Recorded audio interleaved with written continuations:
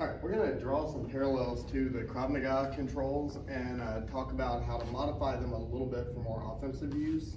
The tie clinch, very much offensive and great for throwing strikes. He can defeat this if I don't keep my hips back. He can go for double underhook.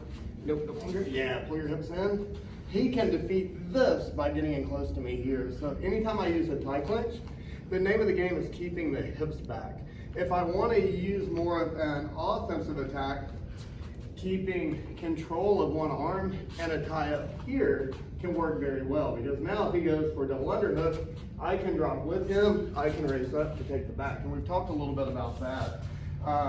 Just to draw some parallels, the Krav Maga side control is not an offensive control at all. If he wants to back up right now, he can back up and he separates. But we don't really care about that from a self-defense perspective, because I'm really using this to stop him from coming in. I'm in a good position to strike. We can use it for weapon controls.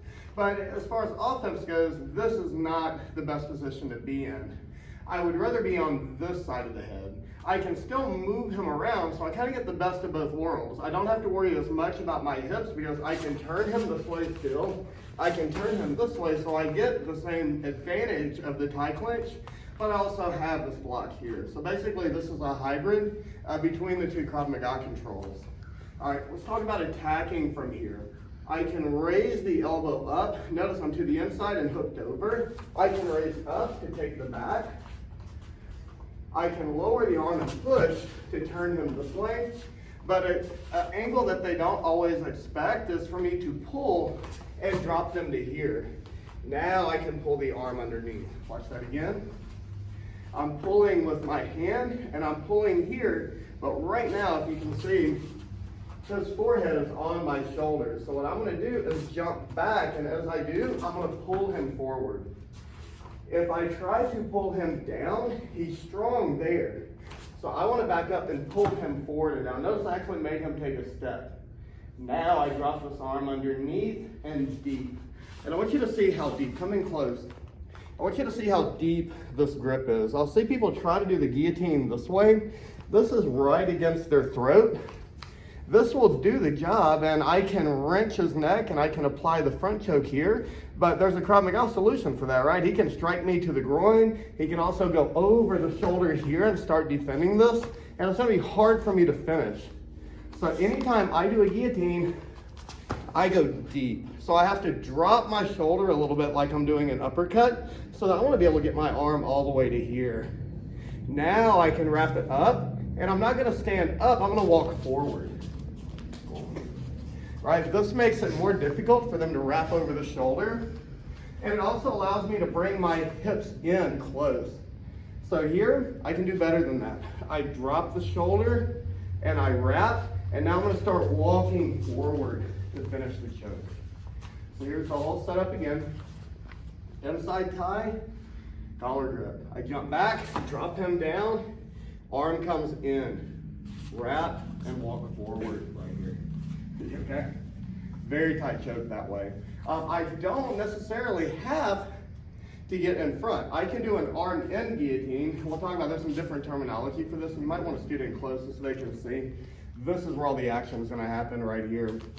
So I jump back, boom, I go for this, and maybe he does get underneath the arm and gets some side of here, or I can't finish this. This happens sometime, so I'm not going to worry about it. I'm going to still go deep right here. So this, it has his arm in.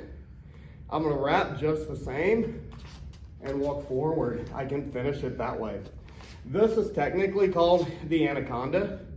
This way it's basically an arm in guillotine. But instead of trying to fight this arm here, don't worry about it. If I don't have that elbow deep enough, that's not going to be good enough. I need to drop. So watch his head. When I drop my shoulder, it's going to drop his head down. Now, even though I have short arms, I can still finish this right here. Now, this is the Anaconda. If maybe he starts pulling his arm back to block this and he gets this free, I can slide this one in and come back to this side and finish it that way. So I don't have to move my body all the way to the other side. I went here, he pulled his elbow back to defend. I slide this one in, I come here and up. So it's still a guillotine, I'm just doing it on the same side. Also, if I'm here and he starts blocking this arm and pulling it down, and he's still blocking here, so now it's going to be difficult. I can't do the anaconda, I can't do the guillotine. I'm going to do the same thing. It's going to be an arm and guillotine, but I'm going to go over the armpit and come out on the other side and switch to here and finish. So that's basically 4 techniques, and it can be done with or without the arm on either side.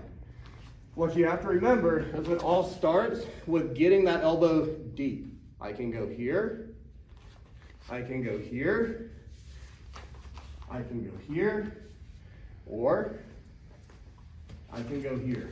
And just remember, don't raise back this way. This will kind of tighten the choke, but it's not about me coming up and back. It's about me pushing his head down and raising my arms up and pinching them together. A good choke, I may not have to do that at all. I'll just apply the squeeze, because I'm still squeezing just like I would with a rear naked choke. So a little walk and a little squeeze. Pushing his head down by bringing this elbow deeper. So I'm here. I'm gonna take my elbow deeper as I walk up, and that's what helps apply that squeeze. So a little different angle here. Snap down. Under, control, squeeze. He blocks that, that's fine. I go here, squeeze. He pulls his arm back here, that's okay. Go here, boom. I'm here, he grabs my wrist with his hand, he blocks this one, that's okay. Bring this one up, arm in, and squeeze. That's 4 variations of the arm in and arm out guillotines. But I forgot he was wearing a hoodie, so I bought him this hoodie so I can tear it up. So once I get to the snap down, boom, here, and I go here. If I grab this and pull it right here, I'll raise my elbow back up, throw this underneath, and I can choke right there. This is called a loop choke. So people go, I don't want to do gi training. It doesn't have to be a gi. You give me any type of material, I can do this with a t-shirt just the same.